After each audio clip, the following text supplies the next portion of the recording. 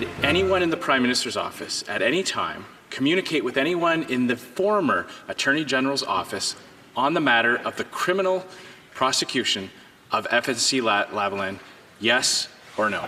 These allegations are false.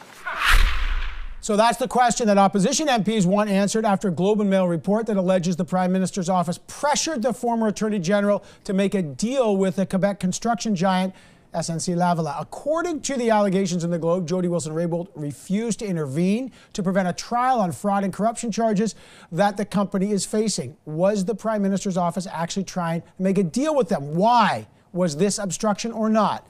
The Prime Minister denies all this. Let's bring in MPs to find out where this is all going.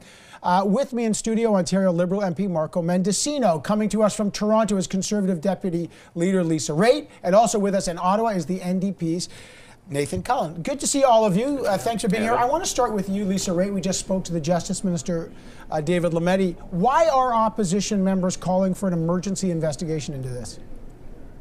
This is a fundamental issue for Canadian justice. It is the question of whether or not there has been political interference in the prosecution of a criminal case. And it doesn't get more serious than this. Allegations have been made, and we would very much like the parliamentary committee to interview the people involved to ensure that justice is being protected in this case and that there isn't this bleeding over of political interference into what is happening in public prosecutions. Okay, Nathan Cullen, your party has now written to the Conflict of Interest and Ethics Commissioner, Mario Dion.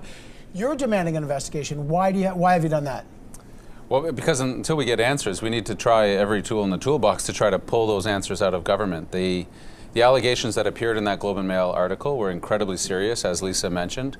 As the former Liberal Attorney General in Ontario mentioned, that obstruction of justice charges have been brought against Canadians with far less evidence than we already have here, that crossing over of helping out a well-heeled multinational company that, incidentally, illegally contributed more than $100,000 to the Liberals, lobbied for changes to the criminal code, got those changes, and then wanted this, as you know the case well, wanted this little plea deal to happen on the side so they could continue to bid on incredibly lucrative government contracts. If they were found guilty of corruption and bribery charges in court, they're banned for 10 years. And so the Ethics Commissioner has a role to play in this, because under Article 7 of that Act, the Conflict of Interest Act denies or bans public office holders from using their influence to preferentially help anybody. And no preferential treatment. That's right. And so SNC-Lavalin, who's lobbied the Liberals 50 times in the last 18 months, and particularly the Prime Minister's office, on criminal and justice issues. I don't know why a construction company is talking to the PMO about crime and justice so much, except for the fact that they were in court facing incredibly serious charges and crimes of corruption and bribery. All right, so the Justice Minister, Marco Mendicino, was on, and he said he believes the Prime Minister's denial. I don't know how he knows that. How should Canadians know that there was no pressure put on Jody Wilson-Raybould when she has refused to say anything publicly and deny it? Well, the Prime Minister has taken a position of integrity, and that position has been articulated very clearly. There was no direction, there was no influence. You can insert whatever words you want into that sentence. Well, let's insert the words. Sorry, I've got to interrupt you. But let me just complete the thought, because I think it's important that your viewers understand that the Prime Minister is somebody that respects fundamentally the office of the Attorney General. He respects the independence of the judiciary. He respects the independence of the Public Prosecution Service of Canada. And all of our work to date in government speaks to that. You said pick any word you want. I think the words are important. The Prime Minister specifically said he didn't direct her. So did anyone in that office put any pressure, or did they ever try to influence the former Justice Minister not to have a criminal trial? Yes or no? That distinction was collapsed yesterday during question period, and I believe it reflects the position of the Prime Minister. And with regards to the openness and the transparency with which deferred prosecution agreements have come into public discourse, this is a tool which has been advocated for by nonpartisan experts for quite some time, long before we were elected in 2015, and it's a tool which I can tell you, as a former federal prosecutor, can be exercised in accordance with a set of criteria which are applied. Okay, so this will keep us both competitive, and it'll also ensure that we're not unnecessarily utilizing scarce judicial resources. Okay. Lisa Raitt, please weigh in on that. He said pick any word you want. There was no pressure, no influence, no direction.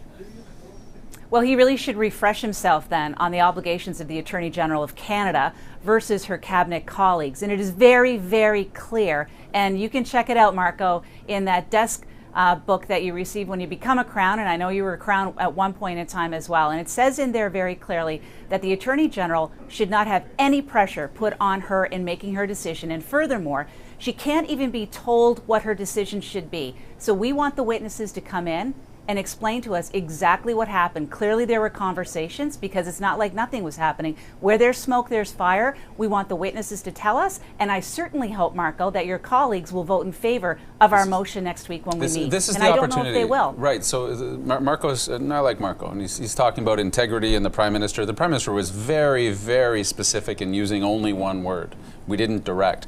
The question remains, because Jody Wilson-Raybould has stayed silent, has not talked about whether she was pressured, asked, and all those dots line up and point to a picture. And everybody sees the picture except Liberals that say it's just a bunch of dots. That if this change in the criminal code was asked for by SNC-Lavalin, which we believe it was, that this change to the code would help them out enormously. We're talking billions of dollars in contract for a company that is denied being able to bid on other contracts in other countries. And that the Prime Minister's office was talking to Jody Wilson-Raybould, and you remember her letter where she said it's important to speak truth to power, and it is incredibly important for the Attorney General's office to be free from political interference. We all wondered at the time, why would, I've never seen a letter like it. Can I just say, I'll quote the letter. It's not just free from political interference. The former, she said, free from even the perception of political interference. Which is what we have. And I don't know why Liberals won't. Okay, here's the moment of truth.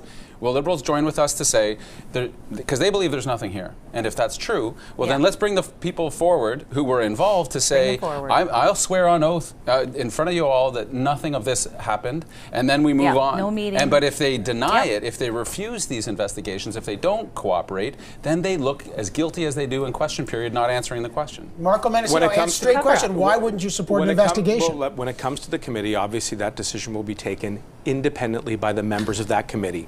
And that speaks to the value that we place on independence. It runs through not only our respect for the work of members who serve on committees, and I would point out several instances where committees have called witnesses, and in each and every instance, this is a government that has supported transparency and accountability. And with respect to Minister Wilson, when it comes to Wilson, you're not going to tell the committee what to do, but do you support an investigation? So why don't you just tell us what would you support a committee? I will not preempt the decision of the members who serve on that committee, because indeed that would be impinging on their independence. But I will say that Minister Wilson-Raybould also spoke about the pride of the work that she did as Justice Minister and her ongoing commitment to do good work on behalf of our veterans. All right, I got to leave it there. There's lots more to come. Marco Mendicino, Lisa Raitt, Nathan Cullen. I appreciate that. I don't think this story's going away.